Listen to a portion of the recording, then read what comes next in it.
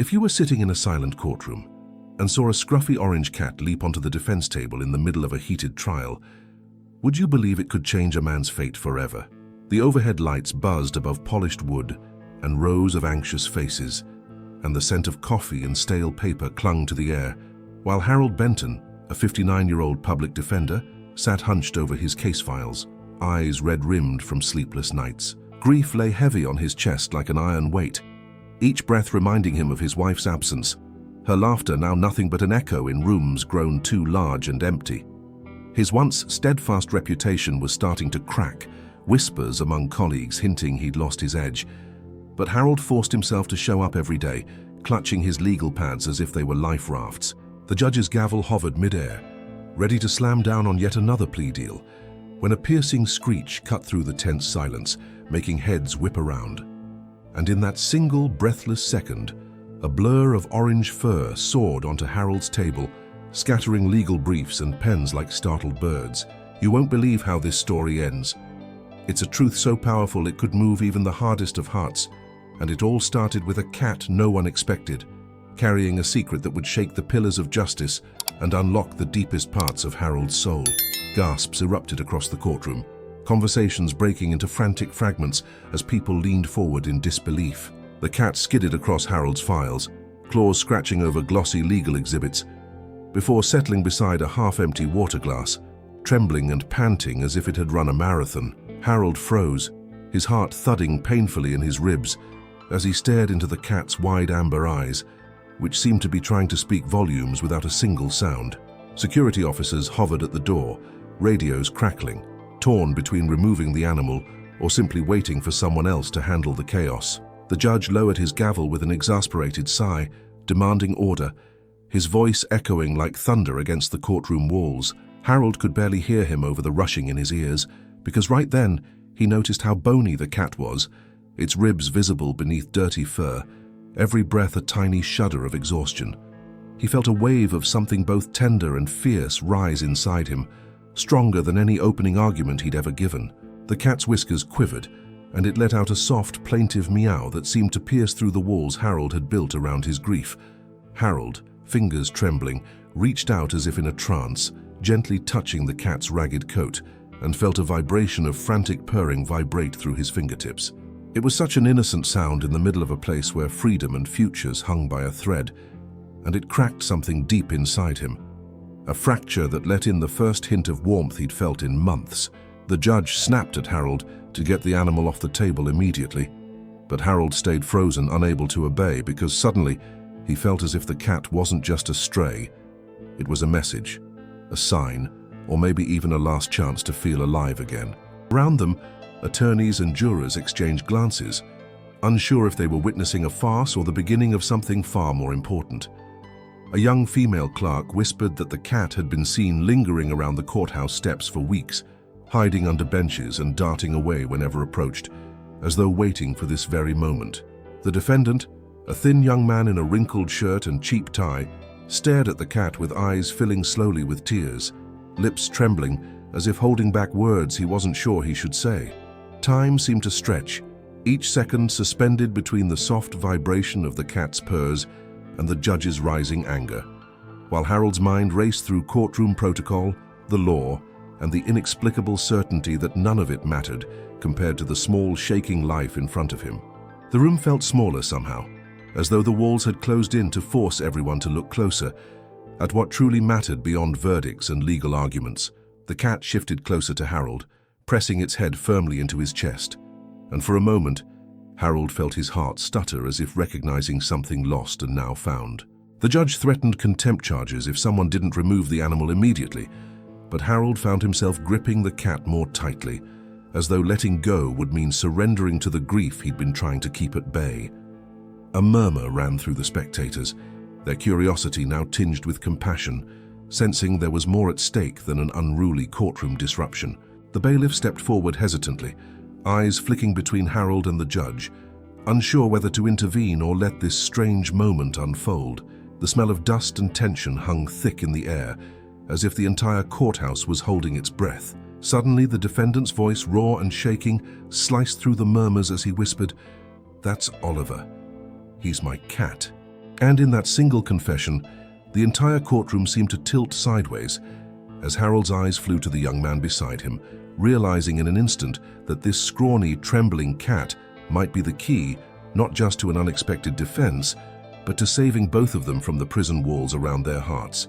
The moment the young defendant, whose name was Matthew, whispered that the cat was his, a ripple of confusion and disbelief swept through the courtroom, stirring every person in the benches like a sudden gust of wind. Harold blinked hard, trying to piece together how an orange stray could possibly connect to this frail young man, accused of breaking into homes to steal electronics and jewelry. The judge demanded explanations, voice sharp as a knife, but Harold couldn't pull his eyes away from Matthew's trembling hands, clenched white against the table. The cat, now identified as Oliver, pressed closer to Harold's chest, purring with a frantic urgency that seemed almost purposeful, as though urging Harold to see beyond legal charges and courtroom procedure. Papers littered the table, one sheet soaked through where Oliver's paws had knocked over Harold's water glass, ink bleeding into blurred shapes. Security officers took cautious steps forward, still unsure whether this was merely a disruption or the beginning of something monumental. Jurors exchanged glances, some frowning in confusion, others leaning forward as if compelled by invisible strings. The judge's gavel pounded once, twice, demanding silence, but the tension refused to dissipate. Even the court reporter seemed unable to keep up, her fingers hovering above her stenotype machine as she stared at the unlikely scene unfolding.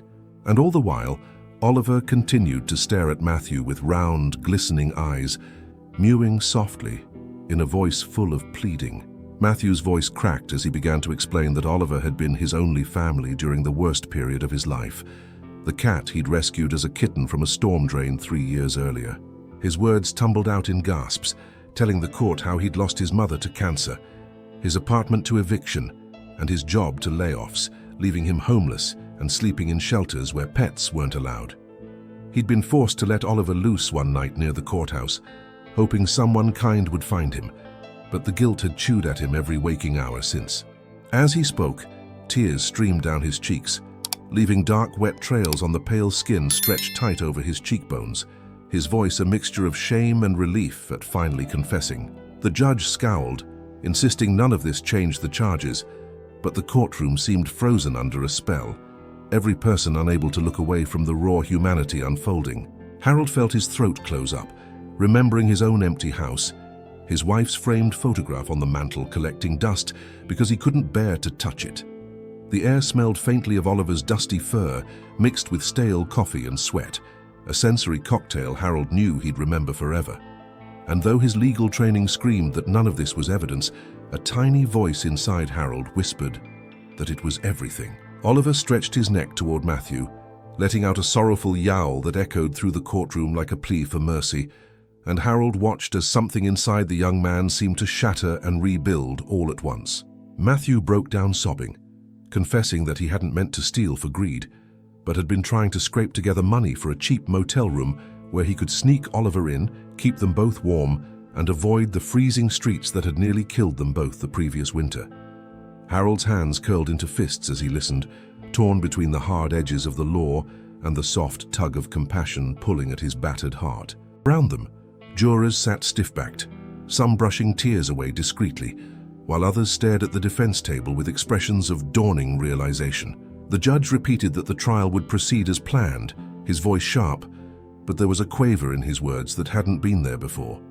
Harold felt sweat trickle down his spine beneath his suit jacket as he fought to find his own voice amid the roar of conflicting obligations. The bailiff made a hesitant step forward, ready to escort Oliver away, but Harold shot out a hand protectively, his palm landing firmly on the cat's small back.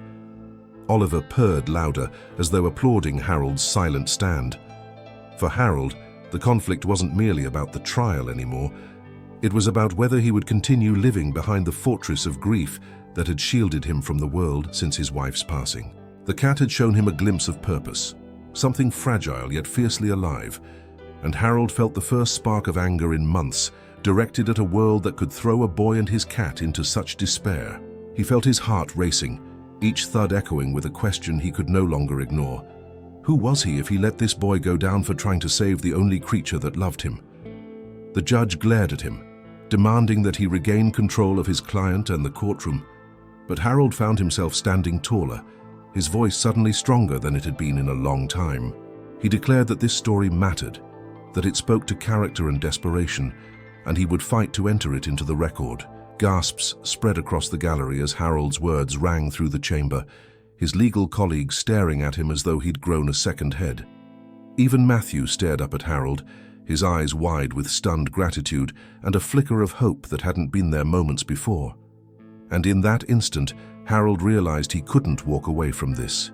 Not anymore. He turned slowly to face the judge, feeling Oliver's warmth still nestled against his ribs, and said he would be filing an emergency motion to present new mitigating evidence tied directly to the charges. The judge warned him that any such motion would be highly irregular and might not even be heard. But Harold pressed on, fueled by something bigger than fear. He spoke of justice beyond statutes and codes, of the unseen threads binding human lives, and the sometimes inexplicable ways animals could reveal truths hidden from the law. Jurors leaned forward as though drawn into Harold's conviction, and the courtroom held its collective breath, teetering between chaos and revelation. Matthew wiped his face on his sleeve, clutching the edge of the defense table as if bracing for a verdict that could determine not only his future, but his soul. Harold met the judge's skeptical gaze, every nerve blazing with determination. And in the final trembling moments of the hearing, Harold knew one thing with piercing clarity. He couldn't abandon Oliver, or the boy who had risked everything for him. And as the judge hesitated before ruling, Harold tightened his grip on the cat and thought he couldn't walk away anymore. The courtroom, suspended in that fragile moment of uncertainty, seemed to pulse with collective anticipation as Harold finished speaking, his voice trembling yet resolute. The judge stared at him, eyes narrowed as though searching for cracks in Harold's sudden conviction, while the bailiff shifted from foot to foot, torn between protocol and the feeling that they were witnessing something extraordinary. Slowly, the judge laid down his gavel and announced that the trial would recess for 30 minutes so he could consider Harold's emergency motion, sending murmurs rippling through the benches. Harold let out a shaky exhale, feeling his knees threaten to buckle under the weight of adrenaline, grief, and the flicker of hope that Oliver had unexpectedly ignited. Oliver, still pressed against Harold's chest, gave a tiny chirp as though sensing victory was closer than it had seemed just minutes before.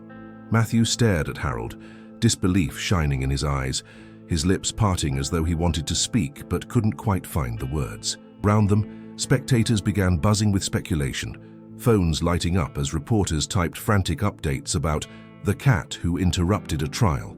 Even the court clerk seemed unable to look away, pressing her fingers against her lips as tears welled in her eyes. The scent of Oliver's dusty fur mingled with the cool draft sweeping in as people rose to leave, filling Harold's senses with a strange, bittersweet comfort. Back in the small, cluttered defense consultation room, Harold closed the door behind him and finally let himself sink into a chair, still clutching Oliver as though the cat were a talisman. Matthew sat across from him, twisting his fingers together, eyes darting toward the cat every few seconds, as if unable to believe Oliver was truly there. In that cramped space, with battered filing cabinets and flickering fluorescent lights, the walls seemed to lean inward, pressing Harold and Matthew together into an unspoken alliance. Harold gently placed Oliver onto the table between them, and the cat immediately stepped forward, sniffing at Matthew's fingers before rubbing his face against them with a forceful affection that drew a sharp sob from the young man. Matthew choked out apologies for everything he'd done, voice thick with guilt and exhaustion, but Harold held up a hand, shaking his head firmly. He told Matthew they'd figure this out, that the law might see only a list of charges, but he saw a story that needed to be heard. Matthew dropped his gaze, a tear sliding off his chin, while Oliver curled into his lap, purring so loudly that Harold felt the vibrations from across the table. And in that small, stark room, Harold realized he hadn't felt so certain about his purpose in years. When the judge returned, he looked grimmer than ever, but there was a faint softness in the lines around his eyes as he called the court back into session. The spectators rushed in again, filling every seat, while whispers spread like wildfire about the cat's secret. Harold rose to his feet, clearing his throat as he began presenting the emergency motion, outlining Matthew's circumstances, his homelessness, and his desperate acts driven by the need to reunite with the only creature he considered family. He held up photographs of Oliver as a kitten that Matthew had stored in his phone, images of the young man cuddling the small orange bundle in moments of obvious affection. The judge initially tried to cut Harold off, but every time Harold paused, Oliver let out a plaintive meow that seemed to slice through the judge's resolve. Harold argued passionately that Matthew's actions stemmed not from greed or malice, but from love and desperation, and that Oliver's sudden appearance in court was the proof of the boy's truth. Jurors leaned forward, riveted, while reporters scribbled furiously, their eyes shining as though witnessing a legend in the making. As Harold spoke, the prosecution rose to object, insisting none of this changed the law, but even the assistant district attorney looked rattled, glancing uncertainly at Oliver as the cat peered up from Matthew's lap. The judge rubbed his temples, muttering that the court was not accustomed to felines deciding the outcome of criminal trials, drawing hesitant laughter from the gallery. But Harold pressed on, his voice unwavering, stating that the law should also see compassion, and that sometimes the smallest creatures reveal the greatest truths. Matthew, sitting beside Harold, grew visibly stronger with every word spoken in his defense, his spine straighter, eyes clearer, as if the presence of Oliver gave him a courage he hadn't believed he possessed. For his part, sat with his tail wrapped neatly around his paws, watching the proceedings as though he knew he was the star witness. Even the court reporter seemed unable to type fast enough, capturing each word with tears glistening on her cheeks. And for the first time since the trial began, Harold felt a surge of certainty that maybe they had a fighting chance. Finally, the judge let out a long, weary sigh and announced he was dismissing the more serious burglary charges, reducing Matthew's case to misdemeanor trespassing with community service, citing extraordinary circumstances and mitigating evidence. The courtroom exploded in cheers and gasps, reporters immediately rushing to call their editors. Matthew let out a sob that seemed to empty his entire chest, while Oliver jumped up onto the table and pawed at Harold's tie, as though thanking him personally for saving their family. Harold swallowed hard, feeling the warmth of tears filling his own eyes, because he hadn't merely defended a client. He defended a connection that reminded him that love and loyalty could still pierce the darkness of grief. The judge gave one last gruff warning to keep animals out of his courtroom in the future, though Harold caught the faintest twitch of a smile on the old man's face. Cameras flashed as bailiffs tried to restore order, but nobody could stop the tidal wave of emotion rolling through every person present.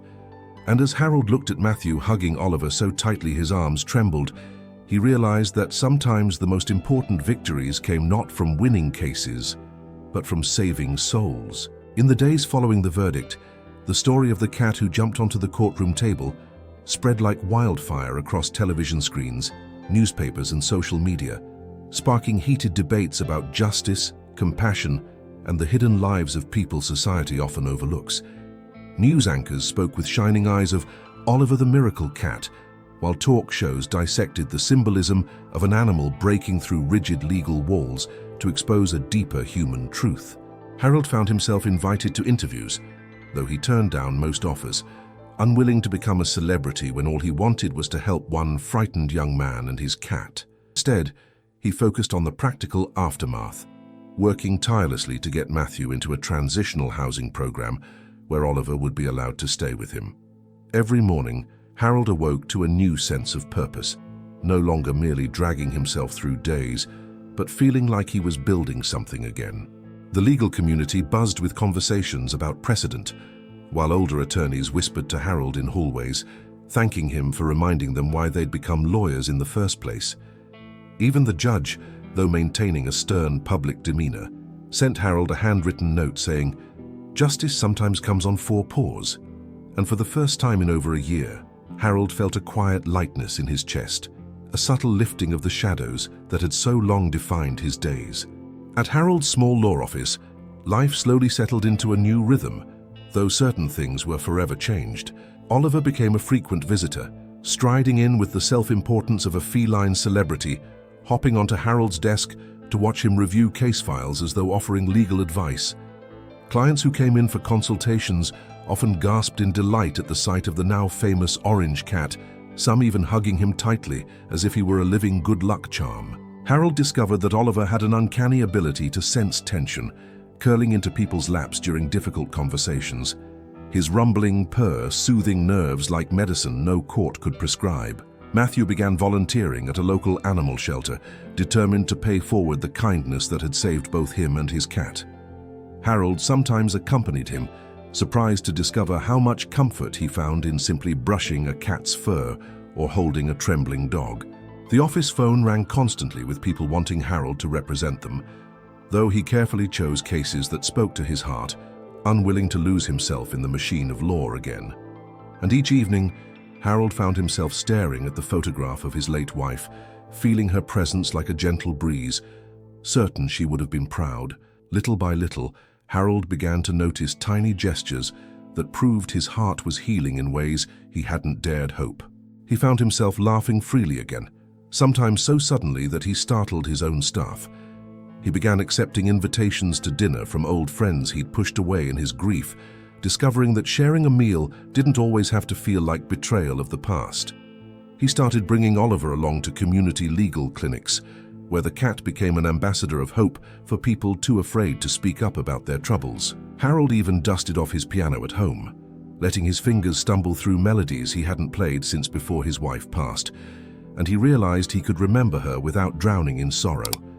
Clients wrote him letters describing how seeing Oliver's story on TV gave them the courage to seek help, to believe that one unexpected moment could change everything. And although Harold's grief would always be part of him, it no longer ruled every corner of his existence. Instead, it sat beside hope like an old companion, both shaping the man he was becoming.